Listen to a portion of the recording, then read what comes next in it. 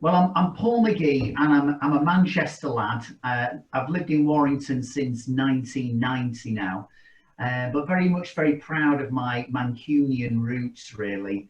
I'm often known as a motivational speaker, but I say to people, you're not going to get Californian motivation. I'm not going to say, look at yourself in the mirror going, I'm a tiger, I'm a tiger.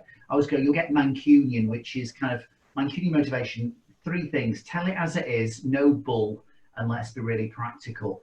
So that's kind of what I do now. I write books and I speak at events and conferences. But if you rewind, I studied a degree which incorporated behavioural and social psychology when I was at university in Bradford, and also trained to work as a probation officer as well.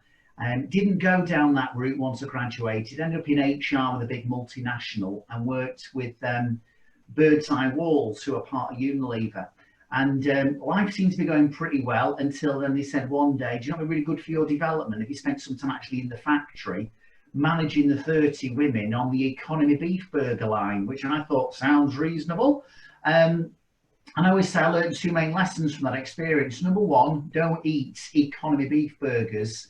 And secondly, you know, when arrogance meets ignorance, that is a really dangerous cocktail. And I think I was both bit arrogant. I thought, I've got a degree, how hard can it be to manage 30 people? And I was also very ignorant, really, of just what skills were really needed to be successful in life. My big, I suppose, turning point in my life came there within 12 months of working there, was I became ill with ME, or Myalgic Encephalomyelitis, yuppie flu, or chronic fatigue syndrome. And I was ill for just over 3 years, and the nature of the illness, for those people who have not come across it, it's like the equivalent I say is when you go to bed at night and you're just on no charge on your phone, but you think, don't worry, I'll plug it in and the next morning it'll be fully charged. When I was ill with ME, you wake up the next morning and you're on 5%. So you had a little bit of energy, but not a lot. But there came a point where after about 3 years, I was probably up to 20–25%. And I just got to the point thinking, maybe I could do some work, maybe just part-time. But I couldn't get a job doing anything because I couldn't pass a medical. So it was actually, it would have been about 1991. I just went, okay, I'm going to hire myself. It was amazing at the interview. And that was my way of saying I became self-employed. First year of business, I was a staggering success. I earned so little that I paid no tax, no national insurance, and the accountant sacked me. So not the best start in life, but having been on invalidity benefit, it wasn't like a major drop in my income. But fortunately, over time, things evolved. And it was in 2005, I started to use this phrase SUMO, which was an acronym, just stood for shut up, move on. And some people love that phrase. Some people think it sounds aggressive. It's not meant to. And what I really mean by the shut up bit is, you know, stop, take time out, press pause, think, reflect, and you know that, you know, and then move on. It's not just about good to reflect. It's good to reflect, but also then move on. In the last few years, we've done work in schools as well. But what we found was there were some teachers who were just a bit uncomfortable with it stands for shut up, move on. And so we now also refer to it as stop, understand, move on. And I've got basically, the book came out in 2005. It became a Sunday Times bestseller. And it's just looking at a number of different life principles. When people say, what do you talk about? In a nutshell, how do you get the best out of yourself? How do you get the best out of others? And how do you get the best out of life? So that's a kind of like little bit of an overview. In terms of hobbies and interests, apart from loving walking, I'm a Warrington Wolves fan from a kind of like the couch, if I'm perfectly honest. Football is probably my first love. And a bit bizarrely, I support two teams, Wigan Athletic and Bradford City. But bizarrely, I've also worked with, over a period of years, Manchester City on a number of different sort of projects with them. So that's me. I hope that gives you a bit of an overview of where I'm coming from.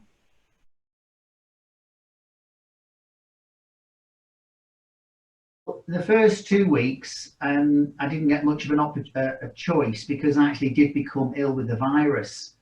I haven't been officially tested, but my son is a doctor and he's currently living with us and his wife. And it was on March the 18th. I'd been feeling, low in energy, but not thinking much of it. And thinking, hardly anyone in Warrington, March the 18th, has officially even got the virus. And my son said, you know what, I think I've got this thermometer, it's very, very sort of specific and accurate from work. How about we just take your temperature? And I don't even know what my temperature should have been. And I still don't. Is it 37 point something? But anyway, it was 39.3. And it was a couple of hours later, I went to bed at 7 o'clock in the evening, and it was a bit of a challenging 2 weeks, really. The challenge I had was, I never felt this is going to get me. It was more a question of extreme fatigue and high temperatures with a fever.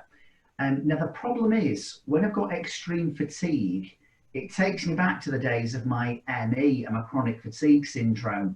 And what starts going on in your mind is, hang on a minute, it is the virus, because I never had a fever with ME. So I know it's the virus, but is it going to hit your immune system so much that you never quite get your energy back? So I found the whole experience quite a humbling one as well, because, I speak around, I do speak globally, and you can sometimes be on big, in big auditoriums, speaking in front of several hundred, even sometimes 1,000 or more people. And there I am, lost my appetite, big night sweats, feeling delirious at night, just having to do basically sod all, but be cared for and supported by my family.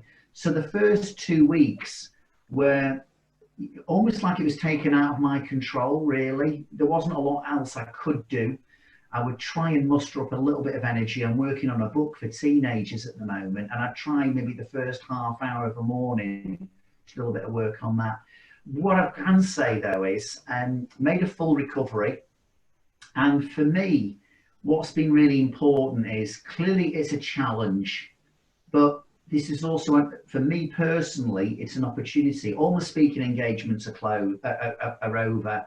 I'm not getting any income, but this is an opportunity for me to, I invest in my learning anyway, but to say I'm almost feel I'm on a university course is an understatement. And I'm trying to build in structure. I'm trying to vary what I'm reading and learning. But in terms of my own mental and emotional well-being, I've got this phrase about managing mental diet. And we've got to be really, really careful what kind of information we're consuming at the moment. And so I'm not putting my head in the ground and ignoring what's happening, but neither am I. When it comes to, I talk about news, and I say, be careful of watching too much CNN, constant negative news. And clearly it's a crisis we're in. But if we're not careful, it's like, you can be out at sea, surrounded by water, and you can die of thirst because it's salt water, it's impure, it will dehydrate you and make you ill. And I think at the moment, one of the things I'm really, really conscious of, I think it's really important for everyone listening to this and watching this, is you can consume too much news or information from people or speculation, and it's like you're just drinking loads of salt water. And so I'm looking for the good sources of yes, be aware of information, of what's going on clearly, but what's nourishing my mind, what's feeding my soul, what's giving me a bit of an edge. Because at the end of the day, at some stage when this is over and things return to, well, it won't be normal, but our new normal, I hope I'll still get the opportunity to speak at conferences and events. And I don't want to get back to that feeling rusty. I want to be ready and I want to be relevant. So I'm spending a lot of my time feeding my mind, researching, writing articles, finishing off this book for teenagers, and preparing myself so that when we do return to me speaking at events, I'm coming with some even more thought through information and ideas and insights that really help people. Plus, I know it's a long answer, got to say how thankful I am for this flipping sunshine at the moment. So I'm getting out, doing my vigorous walks, being with my wife, and that's how I'm spending most of my time.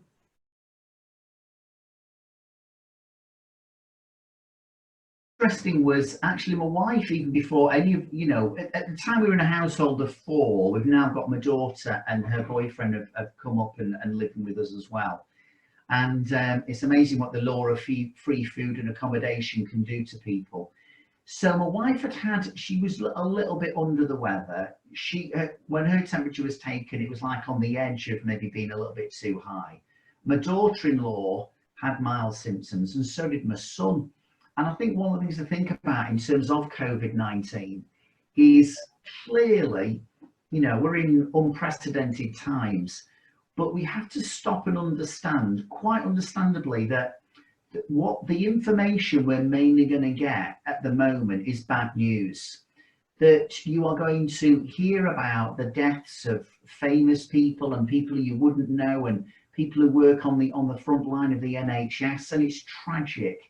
But to say that the fear has been turned up in terms of volume, so that which is, I think, to some degree necessary, because you don't want people getting complacent. But what we sometimes don't appreciate and sometimes forget is, my family, it seems like we all had it, but we had a spectrum of symptoms. And, some people are going to get this illness and they might not even know they've had it.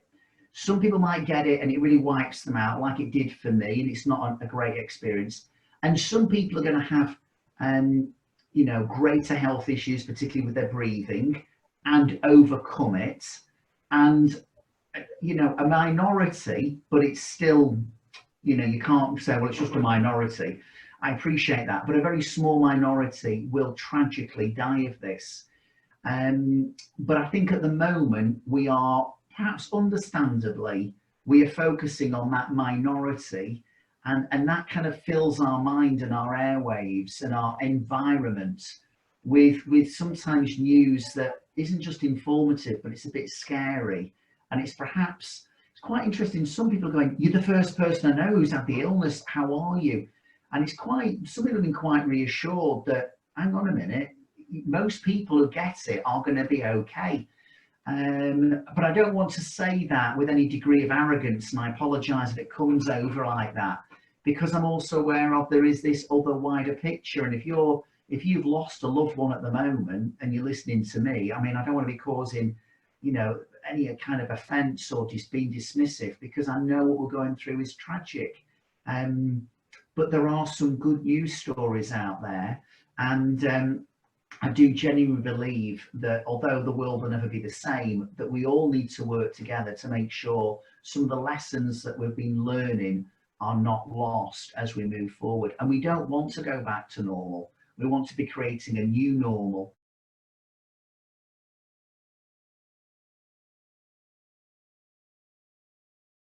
In isolation. Well, yeah, I mean, I think one of the things people talk to me about lessons I'm learning from this experience. One, I'm learning about compassion and kindness, and having some self-compassion, because I found it very difficult when I was ill, the fact that I wasn't doing anything, and being kind to yourself and going, you know what, today is not a day when you're going to be doing anything other than spending most of it asleep, and that's okay. What I've also learned is about just having greater compassion for where other people are at the moment.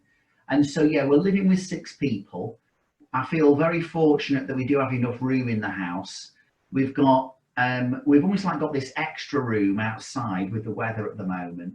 And so to some extent, I've got a sense of great more compassion and kindness around, well, where are other people at the moment? So I think in times giving people some space, and also just appreciating that some people, I can go, that's been a bit irrational, when people start talking about certain things.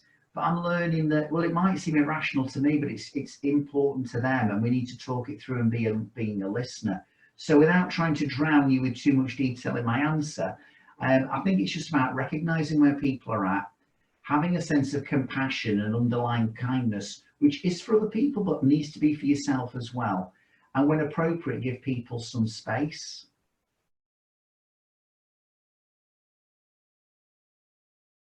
I think what, just as a tip for anybody, is fear. I want to make it clear, because I wrote one of my books is called How to Have a Great Life, and one of the chapters is called Fear Isn't Always Your Enemy. And I think some motivational type speakers can be a little bit dismissive of fear, and you can get those t-shirts with no fear written on. And I think, well, fear can sometimes be your friend. It can, you know, if you're fearful of what did you say, your wife's 87-year-old father or something getting ill, then I think that's quite a helpful fear, and it causes you to take certain action. And if you are concerned about your wife's health, then actually deciding to self-isolate, that kind of fear or concern is helpful. But I think some people's fears can be a bit hysterical, and they can become, you know, the world is going to come to an end, and very dramatic. And I think, again, what do you want to do? Do you want to feed your fear with that sense of, okay, compassion and understanding for this is where you're at, but let's just think it through and talk it through? Or are you going to feed your fear with drama and dire news from people who are saying things at the moment, like, you know, I read something today which I then scrolled quickly through, which went, if you think the number of deaths from COVID-19 is going to be dramatic, wait to hear how many people are going to die through a worldwide recession. And I'm like, and there was, I don't know, there was thousands of likes and there were thousands of comments. I did not read a single comment, because I thought, I do not want to dive into that dialogue. That is feeding my fear. That's pouring some more salt water down the throat. And so I just think we need to understand where some people are at, but let's make sure that they are avoiding feeding their fears with things that are unhealthy, because I think we can really derail ourselves if we're not careful. And we can be derailed by not facts, but by people's opinions and speculations about the future that are being expressed as if they are a fact. And it's just like, whoa, whoa, whoa, let's just stop and understand for a moment what's happening, who's saying this. And sometimes the best way to move on is to go, I'm not going to enter into that. I'm not going to feed my mind with some of those really unhelpful messages that are not based on reality, but based on speculation.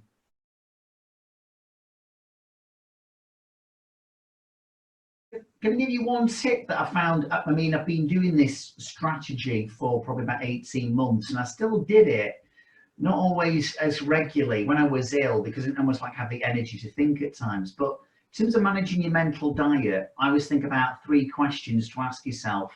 And one of the questions is simply, what am I thankful for? But 4 is FOUR. So the last thing I do at night and the first thing I do in the morning is not rush out of bed or check my phone. So when I go to bed tonight, I will reflect on 4 things from today that I'm thankful for. Now, what's really interesting, I do a kind of like replay of the day. I always have more than 4 things to be thankful for. But it's just a good way, going back to, as you will talk about gratitude and thankfulness. But I feel like I'm priming my mind, and almost like not denying that I might get anxious about things, but not giving that all the empty space in my mind, but filling some of my mind with things to be thankful for, of which there are many. You know, seek and you will find. And boy, when you start seeking, you realize there's still a lot to be thankful for, even what we're going through now. The other 2 questions are, how can I show kindness to others? Which, if I'm really honest with you, probably was harder to do when I was ill, but I'd still sometimes just message someone. And when my wife was being as amazing as she was, you know, showing appreciation. So what am I thankful for? How am I showing kindness to others? And the third one, how am I showing kindness to myself? And giving yourself permission. It's like, you know, sometimes I'm thinking, you know, after a day of reading and writing and articles, etc., do you know what? I know it's not the weekend, but it's sunny and I'm going to have a little bottle of beer. And it's just like my time. And it's showing a bit of kindness to myself. Or I love my football, and No one in the family is going to want to watch that Sunderland Till I Die Netflix series, but I find those kind of programs interesting. And so again, I give myself a little bit of time when the family's not around in the lounge, just do that. So what am I thankful for? How can I show kindness to others, and how can I show kindness to myself? And when you've got that as a focus, it's almost like it crowds out some of the fears and the worries. And I hope that's helpful maybe to some people who are listening or watching.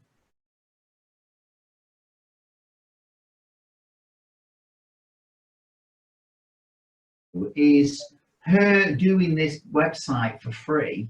It is nice to be thanked and appreciated, but she knows herself that when you show kindness to others, it always does you good as well. And there's that extra release of oxytocin and dopamine in the brain. It's almost like, can you really do anything that is purely altruistic, where you don't get any benefit whatsoever? It's almost as if we've evolved as a species to actually realize it's actually quite good, and you feel good when you help other people, which is a good thing to have helped us as a race to develop that collaboration. Because I think one of the things we always think about with Darwin's work is, you know, it's the survival of the fittest, but there was a lot around the survival of those who collaborate and work together. And so she's getting some benefit as well as other people, which is a huge win-win for everyone.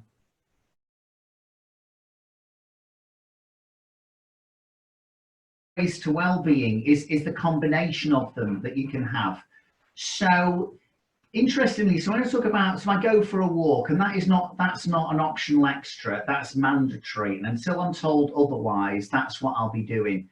And for the weather's helping, but even if it's hail and rain, which clearly in Warrington it can quite often be during certain times of the year, I'll still be doing it. Now, at the moment, what I've been able to do is invariably I've been able to go out with my wife for a walk. So it's enhancing our relationship. We're going to places near like round Walton Garden, and we're just stopping and going, just notice that cherry tree. Notice that beautiful bed of flowers, of daffodils.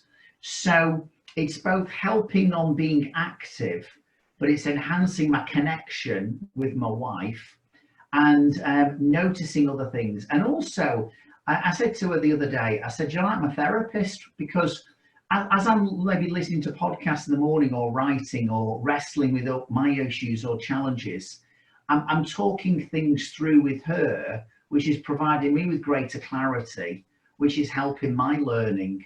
So I'll tell you what, you can pack a lot into that walk, you really can.